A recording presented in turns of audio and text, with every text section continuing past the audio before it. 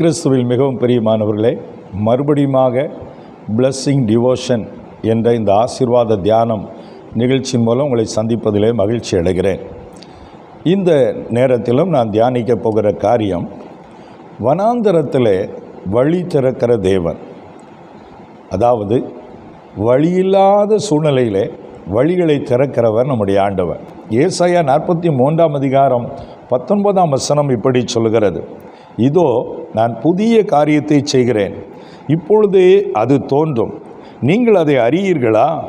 நான் வனாந்தரத்திலே வழியையும் அவாந்தர வழியிலே ஆறுகளையும் உண்டாக்குவேன். பாருங்கள், ஆண்டவர் வனாந்தரத்தில் வழிகளை உண்டாக்குவாராம். வனாந்தரம்னா வழி இல்லாத ஒரு பகுதி தான் வனாந்தரம்.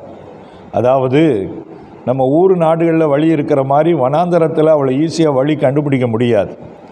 அதனால தான் அதை உபமானப்படுத்தி ஆண்டவர் சொல்கிறார், வனாந்தரத்தில் நான் வழிகளை உண்டாக்குகிற தேவன் என்ற கர்த்தர் சொல்கிறார்.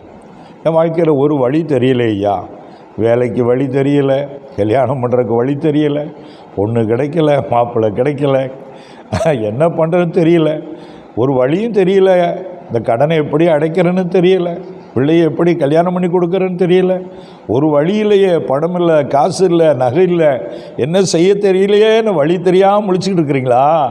உங்களுக்கு தான் கர்த்தர் பேசுகிறாரு. உங்கள் தேவன், நம் தேவன் யார் தெரியுமா? வனாந்தரத்திலே வழிகளை உண்டாக்குகிறவர். அதாவது வழியில்லாத சூழ்நிலையில் வழியை உண்டாக்குறவர் தான் நம்முடைய ஆண்டவர். அவரை நோக்கி பாருங்கள். உங்களுக்கும் எனக்கும் தான் நம்ம வாழ்க்கையில் உள்ள வழி தெரியாது, ஆனால் அவருக்கு எல்லா வழியும் தெரியும். அவர் நாம் பிறப்பதற்கு முன்பதாகவே நம்மை குறித்து அறிந்து வைத்திருக்கிற தேவன். உங்களுக்கு ஒன்று தெரியுமா? இஸ்ரவேல் ஜனங்கள் எகிப்திலிருந்து வரும்போது, கானானுக்கு போகும்போது எந்த வழியில் நடத்தினார்? அவங்கள ஒன்று வனாந்தர வழியில் நடத்தினார், ஆனால் கடலிலேயே வழி திறந்து அவங்களை வழி நடத்தினார். கடல்லையே வழி திறந்தவர் உங்களுக்கு ஒரு வழியை திறக்க மாட்டாரா? நிச்சயம் திறப்பார். அவர் ஆச்சரியமாய் வழிகளை திறந்து உங்களை அதிசயமாக நடத்த போகிறாரு. வழியிலேன்னு முட்டிட்டு நீங்கள் நிற்கிறீங்க, ஆனால் ஆச்சரியமாக கர்த்தர் வழியை திறக்க போகிறாரு. அதைத்தான் கர்த்தர் உங்களோடு கூட பேசி கொண்டிருக்கிறார். என்னை நோக்கி பார் மகனே, மகளே, நான் உனக்கு வழியை உண்டாக்குவேன். வழி இல்லை, மனுஷன் வழியெல்லாம் அடைக்க பார்க்குறானே, ஏன் கலக்கப்படுற, ஏன் கவலைப்படுற? நான் உனக்கு வழியை தருவேன்னு கர்த்தர் சொல்கிறார். 10,000 வழிகளை மனுஷன் அடைச்சாலும் 10,001வது வழியை கர்த்தர் திறப்பார். ஆண்டவர் வழிகளை உண்டு பண்ணுகிற தேவனாக இருக்கிறார். நீங்கள் வேத புஸ்தகத்தை வாசித்து பார்த்தால், நீதிமொழியின் புஸ்தகம் 30 அதிகாரம் 18-19 ஆச்சரியமானவைகள், என் புத்திக்கு எட்டாதவள் சில உண்டுன்னு சொல்லி அங்கே ஞானி எழுதும்போது, ஆகாயத்தில் கழுகினுடைய வழி, கண்மலையில் பாம்பினுடைய வழி, நடுக்கடலில் கப்பலின் வழி, ஒரு கன்னிகை நாடின மனுஷனுடைய வழி, இதெல்லாம் எனக்கு ஒன்றுமே புரியலப்பா அப்படின்னு அவர் எழுதுகிறாரு. பாருங்கள், ஆண்டவர் கழுகுக்கு ஆகாயத்தில் வழி போட்டு கொடுக்குறாரு. பாருங்கள், கண்மலையில் பாம்பு எப்படி போகுதுன்னு சொல்லி அதுக்கு ஒரு வழி இருக்குது. இது எல்லாமே ஆண்டவர் தாமே நியமித்து இப்படிப்பட்ட விதத்திலே, புத்திக்கு எட்டாத விதத்தில் இவர்களை நடத்துகிறவர். உங்களை நடத்த மாட்டாரா? அதனால் உங்கள் புத்திக்கு பார்க்கும்போது வழி தெரியாமல் தான் இருக்கும், ஆனால் 1000 வழியை கர்த்தர் உங்களுக்கு வச்சிருக்கிறார். அடே அப்பா, எப்படி இத்தனை வழி, நான் எதை சூஸ் பண்ணே தெரியலையே, கர்த்தர் இப்படி மாற்றிறார்னு சொல்லி ஆச்சரியப்படும்படி கர்த்தர் உங்களுக்கு வழிகளை திறக்க போகிறார். என் வாழ்க்கையிலும் இப்படி தான் எத்தனையோ முறை நான் தடுமாறி நின்றுருக்கிறேன், ஒரு வழியும் தெரியல, கண்ணீர் விட்டு கதறி கதறி அழுதுருக்கிறேன். ஆனால் ஆண்டவர் சில தினங்கள் கழித்து பார்த்தா ஆச்சரியமாக வழியை திறந்துருப்பார். பாருங்க, அப்புறம் ஆனந்த கண்ணீர் வெடித்து உள்ளத்தின் ஆழத்திலிருந்து, எசப்பா நீங்கள் எவ்வளவு நல்லவருப்பான்னு சொல்லும்படி அதிசயப்பட்ட ஆண்டவரை துதித்து இருக்கிறேன். அதே தேவன் உங்களையும் வழி நடத்த போகிறார், ஆச்சரியமாக நடத்த போகிறார். என்னுடைய வாழ்க்கையிலும் கூட எத்தனையோ முறை, ஆண்டவரே எனக்கு ஒரு வழி தெரியலையப்பா, குறிப்பாக எனக்கு கடன் பிரச்சனை ஏற்பட்டு அந்த கடன் பிரச்சனை நிமித்தமாக ஒரு 7 வருடங்கள் படாத பாடுபட்டேன். கடனை அடைப்பதற்கு வழியே தெரியாத நிலையில் தவித்தேன். ஆண்டவர் சொன்னார், 7 வருஷம் உனக்கு சோதனை காலப்பா, அதில் நீ உறுதியாக நின்னா அதுக்கப்புறம் உன்னை நான் ஆசீர்வதிப்பேன், உன் ஊழியத்தை வல்லமையான ஊழியமாக மாற்றுவேன், உன்னை லட்சங்களுக்கு ஆசீர்வாதமாக பயன்படுத்துவேன்னு கர்த்தர் சொன்னார். ஆனாலும் இந்த 7 வருஷம் பட்ட பாடு, ஒரு வழி தெரியாது. ஒவ்வொரு நாளும் அழுகையும் கண்ணீரும் உபவாசமாக தான் இருக்கும். ஆனால் பாருங்கள், அந்த ஆண்டவர் சொன்ன வார்த்தையின்படி 7 வருஷம் முடிகிற தருணத்தில் அற்புதமாய் வழிகளை திறந்தார்.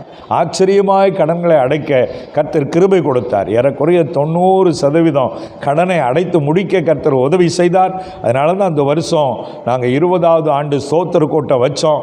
சந்தோஷமாக 7 வருஷம் கழித்து தான் ஜெபக்கூடார எல்லாம் ஒயிட் வாஷ் பண்ணி எல்லாம் நல்ல முறையில் செய்து முடிக்க கர்த்தர் உதவி செய்தார்.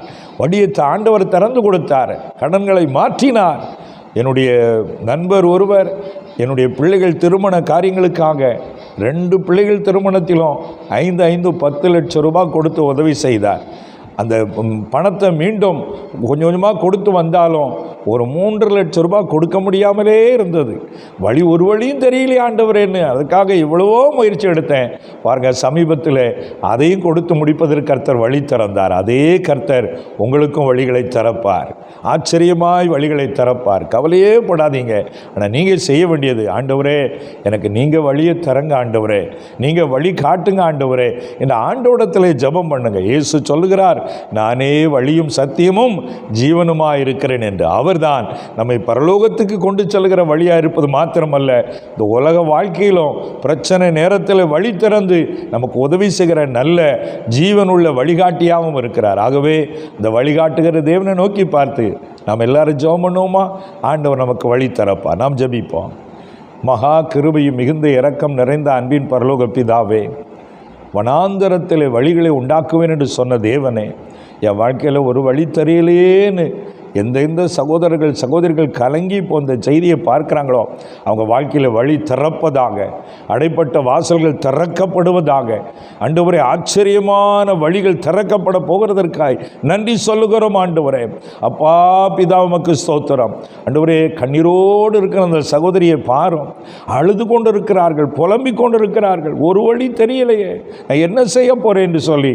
ஆனால் நீர் சொல்லுகிறேன், மகளே, நான் உன் சூழ்நிலை அறிந்திருக்கிறேன், நான் இதோ உனக்காய் வழிகளை திறக்கிறேன், பார், உன் கண்களை ஏறெடுத்து பார், எந்த வழியிலே நான் உன்னை நடத்த வேண்டும் என்பதிலே கவனமாக இருக்கிறேன், நானே உனக்கு வழிகாட்டியாயிருந்து நடத்தப் போகிறேன், கவலைப்படாதே, நீ நினையாத இடத்திலிருந்து உதவிகள் உனக்கு வரும், நான் உன்னை ஆச்சரியமாய் வழிநடத்துவேன் என்று கர்த்தர் சொல்லுகிறார். அன்பு தகப்பனே, ஒவ்வொரு பிள்ளைகளுக்கும் வழிகளை திறந்து கொடுக்கிறதுக்காய் ஸ்தோத்திரம் அப்பா. என்னென்ன காரியத்தில் வழி தெரியாமல் தவிக்கிறார்களோ அத்தனை காரியத்தில் நீர் வழிகளை திறந்து கொடுத்து ஒவ்வொரு மக்களையும் நீர் ஆசீர்வதிக்க வேண்டும் என்று ஜெபிக்கிறேன் அப்பா. கர்த்தர் அப்படி செய்கிறதற்காய் நன்றி. இயேசு கிறிஸ்துவின் நாமத்தில் ஜெபித்து அற்புதங்களை பெற்றுக்கொள்கிறோம் நல்ல பிதாவே. ஆமேன், ஆமேன். பிரியமானவர்களே, கர்த்தர் உங்களுக்கு வழியை திறந்துட்டாரு. நீங்கள் பெற்றுக்கொள்கிற ஆசீர்வாதங்கள் குறித்து தெரியப்படுத்துங்க. கர்த்தர் உங்களை ஆசீர்வதிப்பார். God bless you. மீண்டும் சந்திப்போம்.